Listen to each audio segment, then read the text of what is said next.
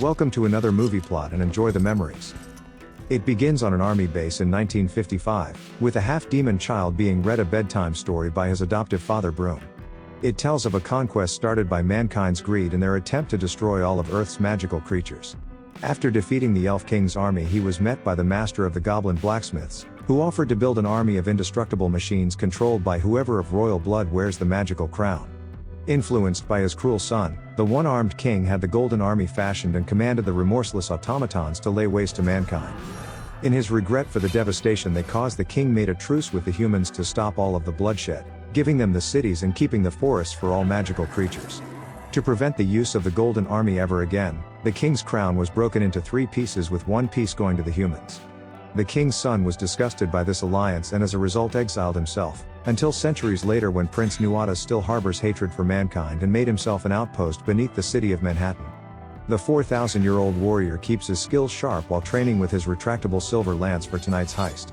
The prince and his troll accomplice plan to unleash 2 boxes of magical creatures on a museum and steal the human's crown piece from an auction. They're selling it as an ancient artifact from a lost culture, but Nuada cuts his way past security to remind the people that it's not completely lost. The rest of the guards are subdued by a giant metal fist that belongs to the cave troll Mr. Wink, who like his longtime friend carries a box of starving creatures and wishes to reclaim the human world for themselves. After using Squidly to shut the auctioneer up, Nuada retrieves the crown piece and reminds the humans why they once feared the dark, unleashing a gaggle of hungry tooth fairies. Outside the city at the Bureau for Paranormal Research and Defense, the young demonic cat lover Hellboy is now all grown up and having problems with his pyromancer girlfriend Liz. The third member of the team's a humanoid fish named Abe Sapien, who's informed by his boss Manning that they need to do something about Hellboy's public antics. Considering they're a secret organization supposedly meant to operate from the shadows, yet he's posing for pictures with the paparazzi. The two walk the halls passing all manners of captured beasties and magical creatures, but when reaching Hellboy's room the two are almost killed by the propelled vault door as the couple's arguments boiled over. Liz is sick of living the way they do at the facility, and is angry that Hellboy had her friend Myers transferred to Antarctica out of jealousy. Suddenly the red alert goes off, so the team suit up as they make their way to the museum to investigate the massacre. Manning gives Hellboy 2 of his much-beloved cigars to remain discreet during tonight's operation, before the team make their way to Manhattan inside the back of a dump truck to remain inconspicuous. Armed with his gun, the Good Samaritan Hellboy leads his team into the auction room where all 70 guests have been turned into a pile of bloody goo. Abe uses the Bureau's collection of writings to discover the seal on the boxes is a symbol used in times of war, and that the pixie-like creatures are only called tooth fairies because they start with the teeth before moving on to the rest. One attacks an agent, but Hellboy saves him by using the right hand of doom to crush it, instantly sending the rest of the tooth fairies in a frenzy as they tear apart all of the non-essential cast. In the commotion, Abe discovers that Liz is pregnant when the psychic's hand touches her stomach, and when they're unable to quell the population, he hides himself away in a vault as Liz prepares to incinerate the room. Red strategically places himself next to a window so that the preceding blast expels him into headlines, crashing down into a police car and killing the few remaining fairies in front of the public eye. The team's plastered all over the news, and while Hellboy soaks it up, Liz confirms Abe's diagnosis that she's about to give birth to a demon. Unlike Red, who's never had attention by the public his whole life, Liz is angry at Hellboy as she hates the public and the crap that comes with it. Manning's furious about the unveiling and tells Red that the Bureau's superiors are sending over a new agent to keep them in check. Elsewhere at the city's rail yard, Nuada meets with the secretive Council of Elves and is ordered to surrender his weapons. The prince refuses, threatening the Chamberlain, but agrees to hand it over at the order of his twin sister Nuala. He's brought before his father, the Elf King Balor, who sits on his throne in an unflattering basement. The prince requests the second piece of the crown that'll go along with the piece his sister possesses to reawaken the army. It's difficult for Balor to do, but he orders his son's execution to prevent breaking the truce and retaining their honor. Hearing this, Nuada uses the guards' own weapons to slaughter them first, only taking a bloody nose in the process, one that shows the twins' magical connection that allows them to share each other's pain. The prince is assisted by Wink, and after cutting through the final 2 he impales his father, who slowly turns to stone. With 2 of the 3 crown pieces, Nuada turns to Nuala, but she's already fled with the 3rd piece in his distraction. Meanwhile, at the Bureau's headquarters, everyone's standing around waiting to meet the highly accomplished recruit. To Manning's surprise, he's another unorthodox by the name of Johann Kraus, who operates as an ectoplasmic medium. This means he doesn't have to resort to magical trinkets like Hellboy and can use teleplasty instead to resurrect the dead and maintain control of their body. He questions one of the angry tooth fairies to learn that he was purchased at the Troll Market, the home of the largest gathering of magical merchants in the city. When the little guy's body finally gives out, the team travels to the Brooklyn Bridge to find the hidden entrance to the market. Kraus acquires 3 pairs of Schufting glasses, allowing them to locate a troll disguised as an old lady who feeds on kittens. Seeing this, Hellboy threatens her with the pain of death to put the cat down and show them the entrance to the market. When she refuses to unlock it, even the canary brought along to terrify trolls doesn't work. So Red sends her flying with a punch while Kraus ejects his entire ectoplasm to unlock it. They enter the market and split up to find whoever sold the tooth fairies to Nuada, when Abe stumbles across Nawala, who he recognizes by the royal seal. She's visiting the market to collect a map leading to the Golden Army that she wishes to prevent her brother from finding. Abe catches up and is assumed to be working for her brother until Nawala uses her own psychic abilities to look into his mind. She sees that his intentions are pure when just then Wink enters searching for the map, violently throwing Abe around the market trying to reach the princess. Elsewhere, Hellboy's questioning trolls and finds one that's willing to speak, who has a baby-like tumor growing out of his chest and says that the fairies were purchased by the elf prince. Abe's unable to harm Wink but avoids any damage until Red arrives. But still, the troll's much stronger than Hellboy and delivers him a vicious beating around the marketplace. Eventually, strikes from the right hand of doom begin to have an effect on Mr. Wink, as it's indestructible unlike metal. When the creature's finally defeated, he stands back up and throws one last Hail Mary, which Hellboy slips, getting the troll's hand caught and slowly pulled into a crusher. As the team attempts to return to headquarters, Nuada receives word of his friend's death and ascends to confront his killer.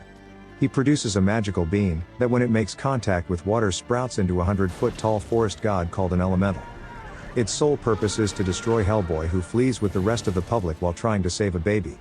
He climbs up a building to get a better shot at the elemental with his oversized 6-shooter, ironically called Big Baby. Nuada shows up and questions whether it's right for Hellboy to fight for the humans when he too is considered a monster, but with lives at risk, Red takes its head off with a single shot, sending the dead god collapsing into a building. Everywhere its blood touches spreads nature, and its head blooms to release pollen throughout the street. Despite saving the baby, the people turn on the heroes, as, like Nuada said, they'll always consider them monsters.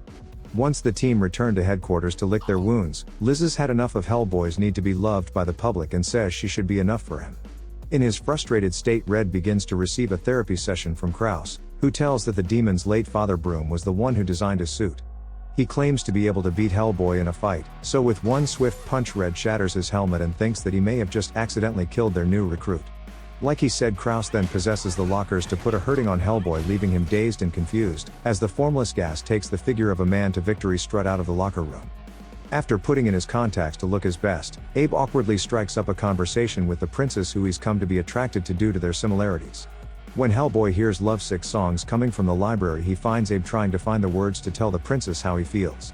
The adopted brothers have a rare moment of friendship where they talk about missing their father and girl troubles. They both get drunk and Abe lets slip that Liz is pregnant, which she gets mad about because she wasn't ready to tell him. Meanwhile, Nuada's killed the guards outside of the bureau and sneaks inside undetected, as his connection with his sisters allowed him to locate their headquarters. With the map in hand, he discovers the location of the Golden Army and begins searching books for the crown piece, as he can sense that's where it's hidden. When the red alert sounded, Abe goes to check on Nawala to find her held hostage by her brother.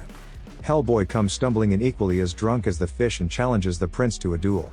He gladly accepts giving the demon's state and easily bests Hellboy at every turn, not so much as taking a scratch. He doesn't want to kill him and instead breaks off the tip of his spear in Red's chest, forcing them to deliver him the crown piece before the shard reaches his heart. Against Manning's orders, Liz and Abe plan to take a badly wounded Hellboy to the map's location in hopes of doing anything they can to stop Nuada. Kraus joins them against his better judgment, and they fly to the Giant's Causeway in Northern Ireland. At the end of the map, they encounter a disabled goblin who's attracted to the shiny thing stuck in the demon's chest. He summons a stone giant that climbs out of the ground and houses the entrance in its stomach to the facility used to house the Golden Army. The goblin brings them before the Angel of Death, who's capable of removing the spear tip, but warns Liz that Hellboy will one day turn on them and destroy the world. Liz pleads with the angel to remove the shard anyway, but it already has, and disappears afterwards, leaving the treasure for the master blacksmith. Still needing a reason to live, Liz tells Hellboy that he's going to be a father, which is all it takes. The goblin leads the team through the resting place of the Golden Army that he wishes he never created. At the end of the hall, Nuada waits for them with his hostage, and without the others knowing, Abe located the crown piece and gives it to the prince, saying that Red would do the same for Liz. With the crown reformed, the cogs begin turning and Nuada awakens the 4,900 automatons who march on the throne room. They're not as indestructible as the stories tell, and Red's able to destroy most with the Good Samaritan. Kraus enters one to assist the fight, and the two destroy every mechanical contraption that's trying to kill them. Unfortunately, they just magically repair themselves, making it an impossible task to accomplish. So Hellboy challenges Nuada for the right to the crown and control of the Golden Army. Nuada is forced to accept since Hellboy is really a Nungun Rama and his father's one of the Lords of Hell. After giving him a weapon to make it a fair fight, the two do battle with a much more sober Hellboy having better success than before. He's still unable to kill the prince or else harming Nuala, so he's required to battle the elf into submission. Their fight takes them atop the spinning cogs, and after being knocked off a few times, Hellboy eventually uses one to sneak up behind the prince and get a grip around his throat. At the tip of his own spear, Red takes the golden crown from the conceding Nuada, who then tries stabbing Hellboy in the back but is killed by Nuala, who stuck herself to stop her brother. As the two siblings die together, Nuada tells Hellboy that one day he'll have to choose between humanity or the magical beings. Abe telepathically shows Nuala his feelings for her, before she and her brother die and crumble out of existence. To prevent anything further, Liz melts the crown, shutting down the Golden Army where they stand, and as the team leaves the underground fortress, they're greeted by Manning, who tries to reprimand them for disobeying orders. Red, Abe, Liz and Kraus all decide to retire from the BPRD, as Hellboy begins contemplating his future life with Liz and their baby. She corrects him with the surprise that she's actually pregnant with twins. And the movie ends.